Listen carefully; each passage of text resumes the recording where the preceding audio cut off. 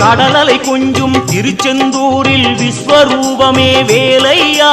பழமுதி சோலை அறுபடை வீடும் புண்ணிய தரிசனம் முருகையா